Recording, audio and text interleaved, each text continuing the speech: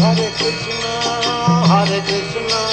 कृष्ण कृष्णा हरे हरे, हरे राम राम राम हरे हरे।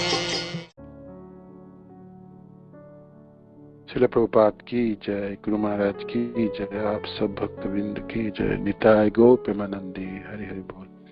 जप की सुधारने की कला हम पढ़ रहे थे, तो इसमें रुचि ना होने की जो 4 कारण हैं, जो बुरीजन महाराज ने जप वाले बुक में वर्णन किए हैं, वो है तत्व भ्रम, असत तृष्णा, हृदय दौर्बल्यम और चौथा अपराध। तो विशेष करके नाम अपराध, और उनमें से प्रमुख है वैष्णव निंदा। तो कैसे करके बचा जाए इस अपराध से, तो इनकी जो प्रैक्टिकल टिप्स है, जो गुरु महाराज अपने हरिनाम संकीर्तन और जप आनंद के और भाग 2 में वर्णन किए। इस प्रकार हमें वैष्णव अपराध के प्रति अत्यंत सावधान रहना चाहिए।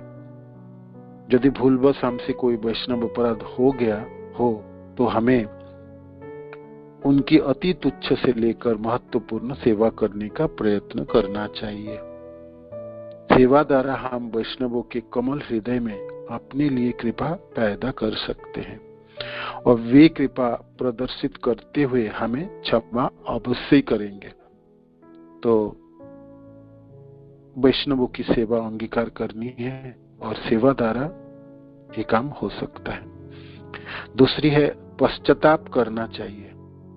पश्चाताप का वास्तविक अर्थ है हमें अपने हृदय की गहराई से अपने अपराध को स्वीकार करना, और इसके लिए अत्यंत दुखी होकर क्रंदन करना चाहिए।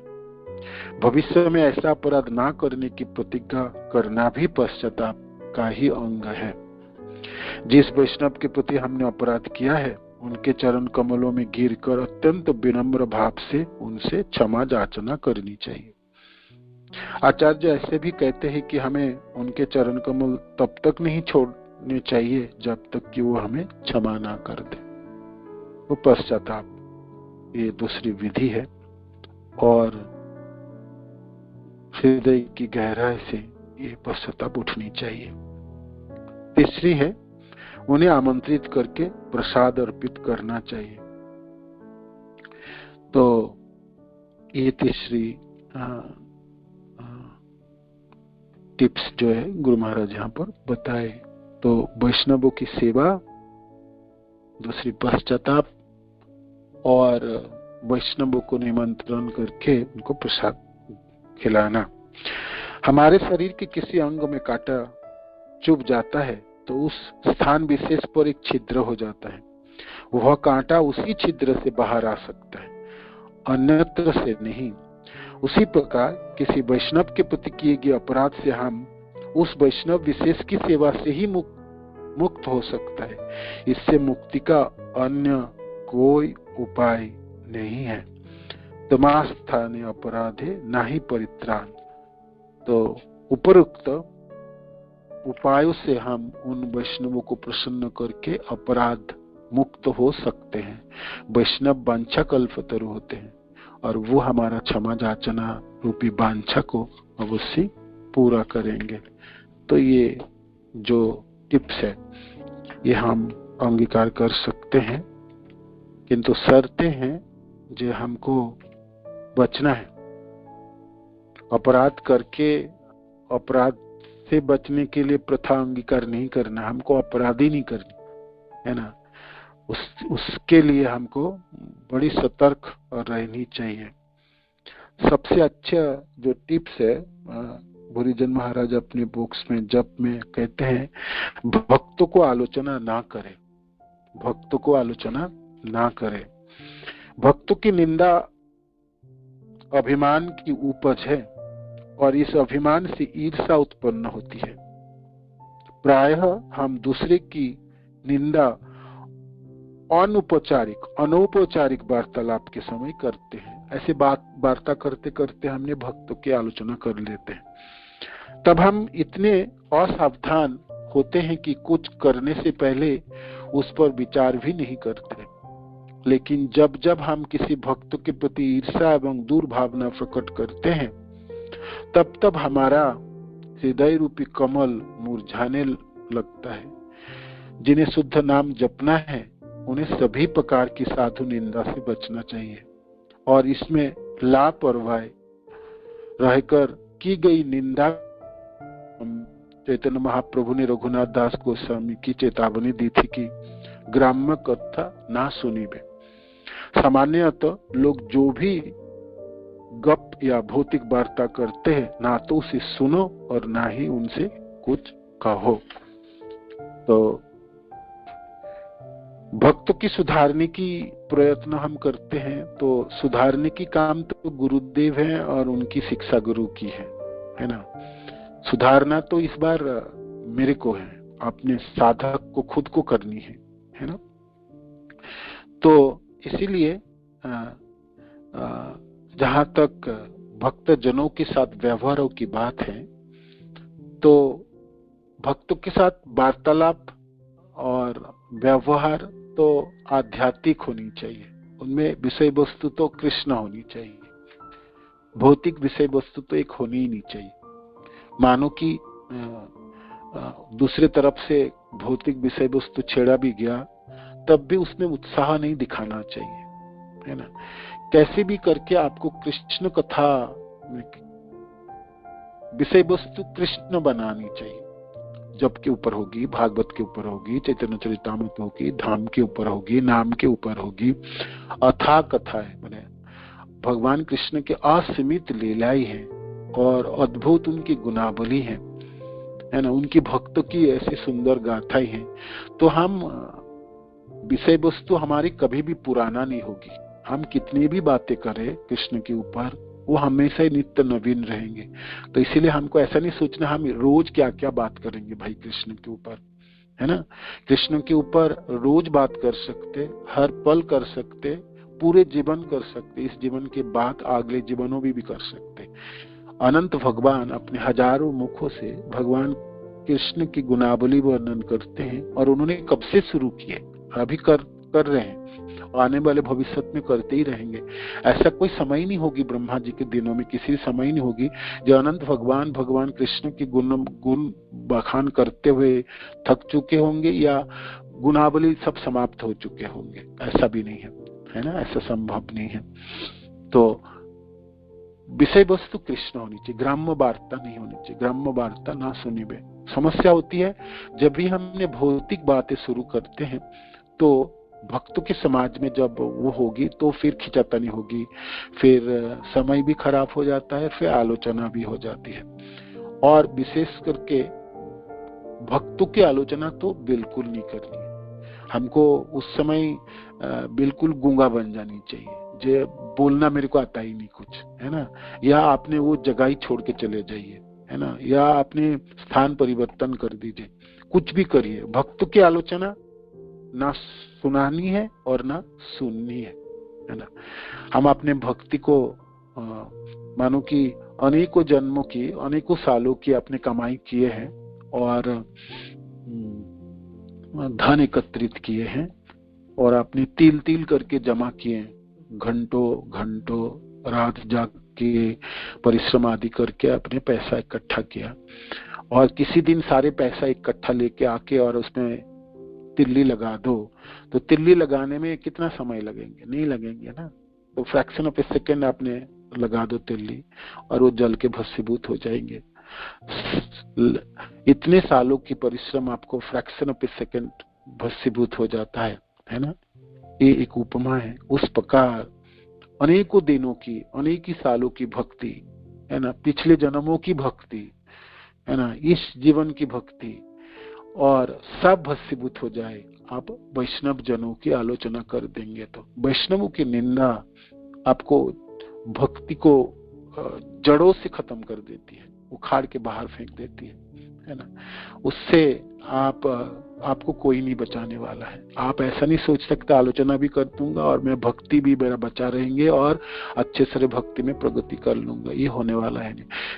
चैतन्य भागवत में एक श्लोक आते हैं, वृंदावन दास ठाकुर कहते हैं, जो वो व्यक्ति की सामर्थ्यता सुलपानी समझ दी, है ना, भगवान शिव के जैसा उनके पास सामर्थ्य भी हो तभी भी वो अपराध कर देगा तो माफी नहीं होगी, बच नहीं पाएंगे वो व्यक्ति, है ना, पतन हो ही जाएगा, हो ही जाएगा।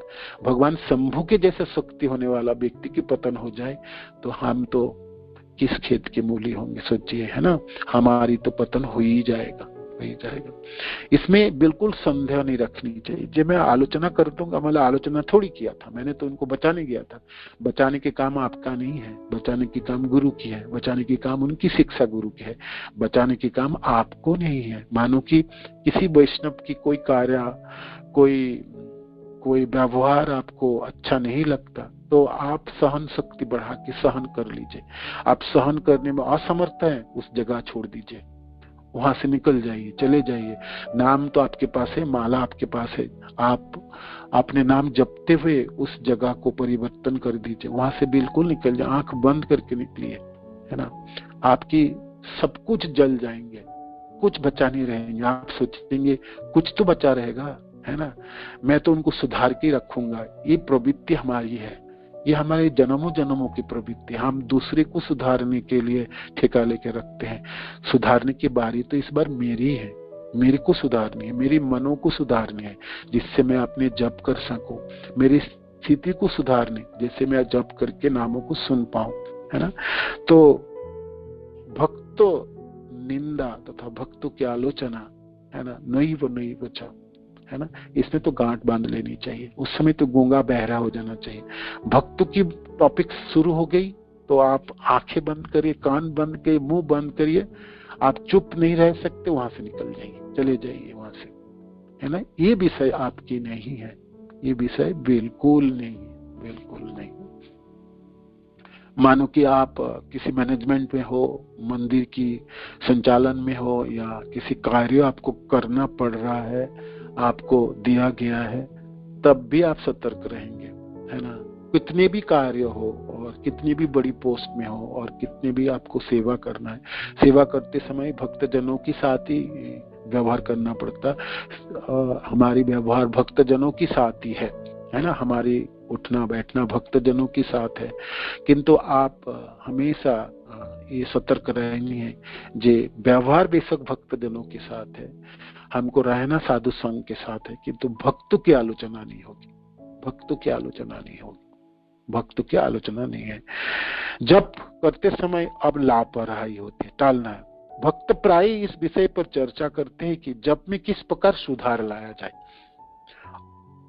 अंत में उनका निष्कर्ष अनिवार्य रूप से यही होता है कि प्रमाद अर्थात मन को हरिनाम पर केंद्रित ना कर पाना ही मुख्य समस्या है ना। मन को लगा नहीं पाते, सबकी यही समस्या होता है। जब मन भटक जाता है, मन बिल्कुल छिटक जाता है, वहां से रहता नहीं है, इसको प्रमाद कहलाता है। हरिनाम चिंतामणि में भक्ति विनोद ठाकुर अध्याय 4 से लेके 13 तक इस विषय को समर्पित करते हैं कि जब करते समय हमें नामापराध से किस प्रकार बचना है। ये नामापराध पद्म पुराण में वर्णित है। अध्याय 12 प्रमाद की इस समस्या को निदान के लिए समर्पित है। वहां वो लिखते हैं, प्रमाद का अर्थ है पागलपना भी हो सकता है, परंतु यहाँ पर प्रमाद का अर्थ है असावधानी या लापरवाही है। इसी अपराध के कारण अन्य सभी प्रकार के अपराध उत्पन्न होता है ना। असावधानी जपते समय, ओह अभी हम जप लेंगे, क्या हो गया, हम 16 माला जपना तो शुरू करते हैं, आप देखेंगे 4 माला 5 माला तक ठीक चलता होगा, उसमें से 6 माला 7 माला करते समय हमारी शक्ति समाप्त होने लगता है, हमारी कंसंट्रेशन बिल्कुल बिखरने लगता है। 7-8 माला तक आते आते पूरा बिखर जाता है ना। ये मेरी अभिज्ञता है, मैंने भी देखा है ना। उस समय बड़ी सावधान है। मानो कि आप थक रहे हैं, आपकी नींद आ रहा है, आपकी जड़ता शुरू हो गई, मन आपको अब आपके अधीन नहीं रहना चाहते। मन एक्चुअली रहना ही नहीं चाहता है, वो निरंतर उड़ना चाहता है, वो आपके अधीन कभी भी रहना नहीं चाहते। वो सोचते कि आप मेरे को क्यों बांध के रखते हो, आप, है ना, मेरे को बांध के मत रखो, मेरे को छोड़ दो, है ना। जैसे पक्षी आकाश में उड़ सकता है, ऐसे मुक्त आकाश में मेरे को छोड़ दो। मन की ऐसी उमंग होती है, मनों की इस प्रकार अभिलाषाई होती है। मनों को नियंत्रित कर पाना बहुत ही मुश्किल है, हम सब अभिज्ञता है ना। तो एक पागलपना है, एक, है ना। तो फिर क्या करनी चाहिए, क्या करनी चाहिए? असावधानी के मूल रूप जो है, असावधानी से बाकी ये जो प्रमाद है, इसी से बाकी सब जन्म लेता है ना। उस समय जितने दुनिया के सारे काम आपको जपते समय याद आएंगे, सब कुछ याद आएंगे, दिनों की, रातों की, दूसरे दिनों की, अगले दिनों की, भविष्य की, माने आपकी पूरी जीवन की सारी, मानो कि जे अभी नहीं करूं तो नहीं होने वाला है।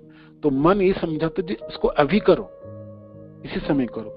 तो इसीलिए भूरीजन महाराज कहते हैं आपको मैंने बहुत सता रहे, तो आप उस चीज को लिख लो तुरंत। मानो कि आपकी डायरी है तो फटाफट लिखो एक पॉइंट, जो मेरे को काम करनी है, और उसको बंद करो, है ना। वहां पर जो अभी नहीं करनी, इसको अभी नहीं, अभी कोई काम नहीं करनी, ये मन अभी सिर्फ आपको जपना है और सुननी है, यही काम करनी है। तो तभी भी आपका मन शांत नहीं होता, तो खूब जोर जोर जपिए, है ना। आपको मन बिल्कुल बिखर गया ही है और बिल्कुल चंचल हो गए हैं, और आप देख रहे इसको नियंत्रण नहीं कर पाता, होता ही नहीं। 6-7 माला के बाद आप देखेंगे वो बिल्कुल आपके कंट्रोल में नहीं रहना चाहेंगे, है ना। होता है कभी कभी 10 माला तक करने देता, कभी 11 तक, कभी 12, 16 माला से पहले तो मन एक बार बिखरने वाला है। तो उस समय आपको खड़े हो जाना चाहिए और जोर जोर जपना चाहिए। मैंने कैसे भी करके मन को लाना है, मन के बिना जपना तो बेकार हो जाएंगे ना, है ना। तो असावधानी महाराज यहाँ पर कहते 3 श्रेणियां हैं जिन्हें श्रील भक्ति विनोद ठाकुर इस प्रकार प्रस्तुत करते। औदासीन्य, जिसका अर्थ है भक्ति के प्रति उदासीनता अथवा साधन में दृढ़ निश्चय की कमी होना। भक्ति ठीक है, कर लूंगा ना, कल कर लूंगा, अभी ठीक है, आज अच्छा नाम जपने को तो कल हो जाएगी, अभी वृंदावन चले जाएंगे तब भी हो सकता, तब अच्छा जप हो जाएंगे, जब रिट्रीट होगी तब जप लूंगा, है ना। ये बहुत बड़ी विडंबना। हमको कुछ दिनों में बहुत अच्छी तरह से जपना नहीं, हमको रोज जपना है और रोज अच्छी तरह से जपना है। तो उदासीनता उत्पन्न होती है ना कभी कभी जीवन में। आप लगता है उदासीनता होता है जे पता नहीं क्या होने वाला, कुछ नहीं चाहिए, माने जरूरत नहीं है सब चीजों की, होता है ना मनों में, होगा होगा, ना होगा ना होगा ना होगा, है ना। उदासीन शब्द का अर्थ है उस विषय वस्तु के ऊपर आपकी कोई उमंग नहीं है, कोई स्फूर्ति नहीं है, कोई प्रयत्न नहीं है, आप बिल्कुल उनको होने से भी चले, ना होने से भी चले, इस तरह की भावना, इसको उदासीनता कहलाता है ना। भक्ति के प्रति उदासीनता अथवा साधन में दृढ़ निश्चय की कमी होना नहीं होगी, आप छोड़ो, हो गया 4 माला 5 माला 8 माला कर लिया, अभी और कुछ कर लेते हैं, है ना। तो आप और कुछ करने लगते हैं, है ना। उसको वो काम आपको करने, जैसे आप कोई भी साधन है ना, मन आपको उस साधन में आपको रखना नहीं चाहेंगे, वहां से उसको निकाल के ले जाना चाहता है। तो और है जाड्य, आलस्य अथवा जड़त्व, आलसीपन आ जाता है। आपने थोड़ा सा माला जपेंगे, आप देखेंगे भाई नींद आ रहा होगा, नहीं तो सोचे खड़े हो जाऊं, तो पाँव ठीक कर लेता हूँ, बैठ नहीं पा रहा हूँ, घूम लेता हूँ, ये होता है ना, एक जड़ता उत्पन्न होती है। और कर लूंगा 15 मिनट बाद, शाम को कर लेता हूँ, दोपहर को कर लूंगा ना, 4 माला बाकी है, 2 माला है, तो ये जड़ता हुई, है ना। और विक्षेप, विचलित होना, मैंने विक्षेप की तो बात कर ही रहा था। एक माला जपने में 8 मिनट समय लगता है, 10 मिनट, है ना। एक माला भी जपने के समय आप देखेंगे विक्षेप किस प्रकार होती है।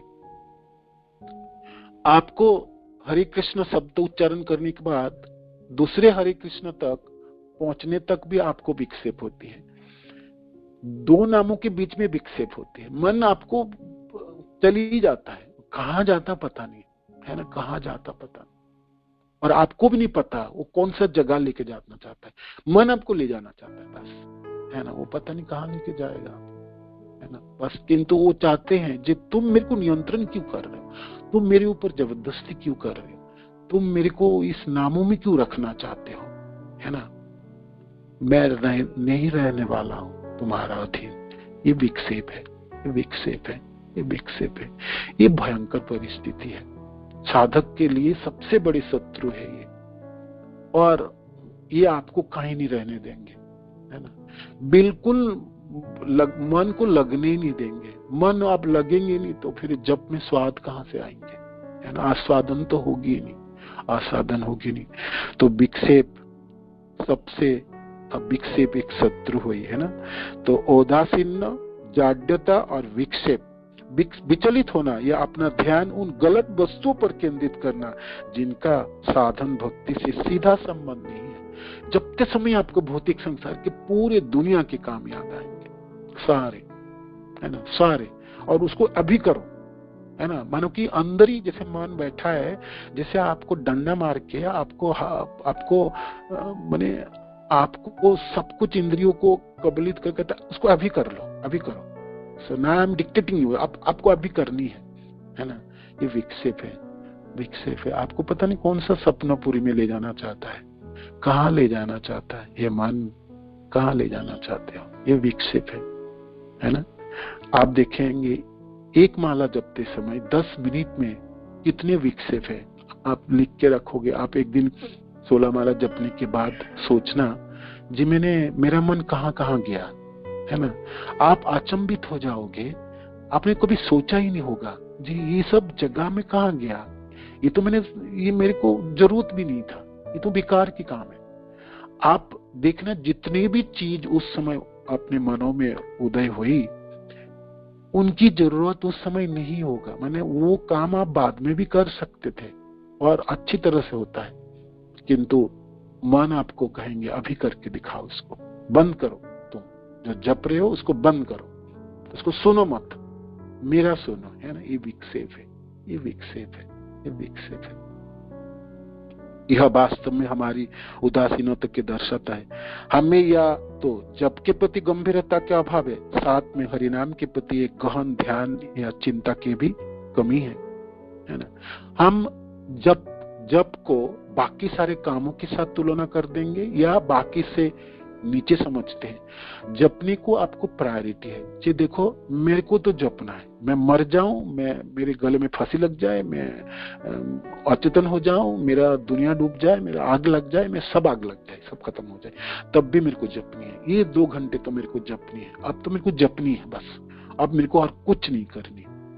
मन को बिल्कुल उनके माने कान पकड़ के उनको बैठाओ, जी भाई देख इस समय तो जपनी है, तो कुछ भी हो जाए, है ना, कुछ भी हो जाए, तो गहन चिंता की जरूरत है ना। बात है जी हम कितनी प्रायोरिटी है, माने क्या हम उनको जप को देना चाहता है। हम ऐसे तैसे जप करके पूरा दिन चले जाएंगे, या मैंने जपों में थोड़ा रस हो, आस्वादन हो, है ना, जीवन में स्फूर्ति हो, आनंद हो ना। भक्ति एक आनंद के विषय वस्तु है ना, तो आनंद है नहीं। जैसे उस दिन कहते श्रील प्रभुपाद कहते चांट एंड बी हैप्पी, कहते हम लोग चांट तो करते हैं, हैप्पी नहीं होते बस, है ना। जब हम करते हैं तो हमको चिंतन की जरूरत है, जी मेरे को वो जप चाहिए, वो हरिनाम जपनी जिससे में रस उत्पन्न हो। जिस संप्रदाय में हो, जिस आचार्य जनों ने जप किए, जो हमारे आचार्य वर्ग है, वो सब लोग अपने जीवन को इस प्रकार अतिवाहित किए, इस प्रकार जपे जिसमें रसास्वादन किए। और मैं एक अभागा व्यक्ति हूँ, रोज में जपता हूँ, कोई रस उस पे नहीं, क्योंकि मन मेरे को विक्षेप में ले जाता है, जड़ है, उदासीनता मेरे छा जाती है, मैं फोकस नहीं कर पाता, केंद्रित नहीं कर पाता। तो ध्यान की जरूरत है, मनन की जरूरत है जपने से पहले और जपने के बाद भी। जी मैंने आज जपा तो मैंने ठीक जपा, मेरा जप में मन लगा था या कितना मैं भटक गया, तो मेरे को कल फिर अच्छी तरह से जपना है। मेरे को ये चलने वाला नहीं है, ये काम नहीं है। जैसे कोई काम आप करते हो, वो ठीक से नहीं होता तो आपको लगता है ना जी नहीं ये नहीं ठीक हुआ, इसको मैं और ठीक से करना चाहता हूँ। तो रोज आपकी चिंतन की जरूरत है, जब मैं जप में सुधार लाऊंगा, है ना। क्योंकि मेरे पास मेरे गुरु द्वारा एक ही साधन है जिससे मेरे को कृष्ण प्रेम प्राप्ति हो सकता है, जो मेरा जीवन के लक्ष्य को पूरा कराने वाला है, जी जो मेरा अभिलाषाओं को चरितार्थ करने वाला है। आपको गहन चिंतन की जरूरत है ना। जी मैं क्यों नहीं कर पा रहा हूं, तब मनो को छोड़ के बुद्धि की सहारा लेनी है, सहारा लेनी है आत्मा की, सहारा लेनी है गुरुदेव की, सहारा लेनी है शास्त्र की, सहारा लेनी है अपने अंतर मनों की, आपके हृदय की लेनी है। जी मेरे को करनी है काम, है ना, मेरे को ये काम करनी है ना, करनी है। जैसे जो लोग एंट्रेंस एग्जाम के लिए तैयारी लेता है, वो रात दिन परिश्रम करता है और चिंतन करता है, इसको एक ही विषय वस्तु में उनके अभिलाषा रहती, मैं कोई करनी है, मैं कोई करनी है, ये करके गुजरना है, करना है। प्रचंड कंपटीशन है, चारों तरफ प्रतिस्पर्धा है, वो बारीकी से चीज को समझता है, करता तो सभी है। जैसे मैथ की पढ़ाई कर लिया, मैथ करना बहुत आता है, तो स्पीड पकड़नी है उसको, वो लिख पा रहा नहीं लिख पा रहा, उसको ध्यान करनी, पन्ने पन्ने भर लिखता है, फिर उसको पर मनन करता है ना, वो तरह तरह की बुक्स ढूंढ के लाता है, फिर ट्यूशन जाता है, फिर क्लासेस लेते हैं, माने वो बिल्कुल उसी चीजों में रचा पचा रहता है ना, होते हैं ना। एक भौतिक एक एग्जाम पास करने के लिए मनो की सारी शक्ति को निवेशित करता है उसमें। इस प्रकार हमको चिंतन की जरूरत है, जी मेरे को ये कार्य ठीक से करनी है, मेरे को जपना है, मैं अपने जप से संतुष्ट नहीं हूँ, है ना, तो हजारों विकसित है ना, मेरे को जपनी है, तो गहन ध्यान या चिंता का चिंतन करनी चाहिए। इसी कारण से हमें जप करने में रुचि नहीं है, हमने चिंतन ही नहीं किया, हमने प्रयास ही नहीं किया, हमने कहा ठीक हो गई, रख दो जी, अब बाकी काम कर लो।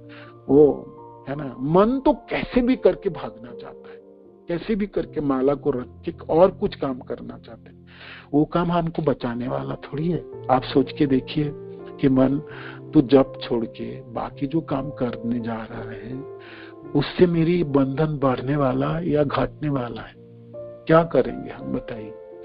भौतिक कार्यों को मैं बहुत सुचारू रूप से कर भी लूं, उससे मेरा बंधन कटेगी थोड़ी, है ना, होगा मेरी दुर्दशा की, मेरी दुखों की समाप्ति होगी, नहीं होगी, हो ही नहीं अभी तक, तो कल भी नहीं होगी। इसीलिए गहन चिंतन की जरूरत है, गहन चिंतन की जरूरत है। स्पष्ट है कि हरिनाम जप करने में रुचि प्राप्त करने के लिए हमें अपनी इस दुर्बलता पर विजय प्राप्त करनी ही होगी। आलस्य, है ना, जड़ता, उदासीनता, जड़ता और विक्षेप, ये तीनों चीजों के ऊपर हमको विजय प्राप्ति करनी होगी। मैं जड़ नहीं हूं, मेरे को सुस्ती नहीं होगी, मैं 16 माला तो स्फूर्ति के साथ जपूंगा, पूरे शक्ति के साथ जपूंगा, है ना, पूरे उमंग के साथ जपूंगा, है ना। जपते समय ही हमारी पूरी समय आ जाती है। तो ये तीनों हमारी शत्रु है। ब्रजन महाराज कहते हैं गहन चिंतन की जरूरत है। ये साधक, इस बार तो आपको निकलना है, दूसरे को थोड़ी जप करानी है, आपको खुद करनी है। और आप ध्यान पूर्वक जप रहे, उस चीजों में आपकी आसक्ति हो, उसमें रसास साधन है, आपकी गहन चिंतन की जरूरत है। आपको विश्लेषण करने की जरूरत है, जो मैं कहाँ खड़ी हूँ, किस प्रकार मेरी प्रगति होगी, मैं अच्छा जब कब कर पाऊंगा। अब तो मैं मरने की कगार में पहुंच गया हूं, संभव होगी कभी भी मेरे लिए, संभव होगी भी। गहन चिंतन की जरूरत है। ये साधक, ये विषय वस्तु तो चिंतन की जरूरत है, आपकी चिंतन की जरूरत है। हरे कृष्ण। श्रील प्रभुपाद की जय, गुरु महाराज की जय, आप सब भक्तवृंद की जय।